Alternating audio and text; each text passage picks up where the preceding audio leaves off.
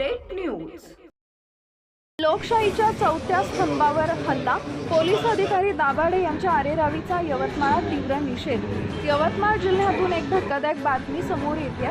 दारव्हा येथील टोलनाका आंदोलनाचं वृत्तांकन करणाऱ्या पत्रकाराला पोलीस अधिकाऱ्यांना अर्वोच्च भाषेत शिवीगाळ करत धक्काबुक्की केल्याचा प्रकार घडलाय।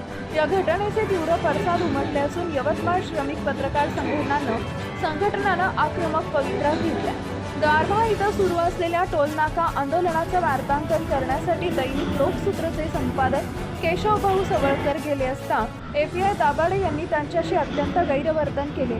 सवळकर आपले कर्तव्य बजावत असताना दाभाडे यांनी विनाकारण त्यांच्या अंगावर धावून जात त्यांची मानगूट धरली आणि शिवीगाळ करत त्यांना लोटत नेले। या घटनेचा निषेध करण्यासाठी आज श्रमिक पत्रकार संघ यवतमाळच्या वतीनं पालकमंत्री संजय राठोड आणि पोलीस अधीक्षकांना निवेदन देण्यात आले। पालकमंत्र्यांनी या प्रकरणाची गंभीर दखल घेण्याचं आश्वासन दिलंय।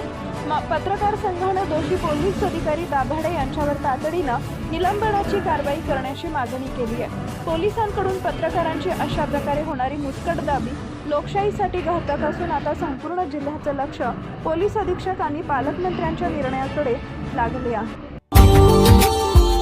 Subscribe now and press the bell icon. Never miss an update.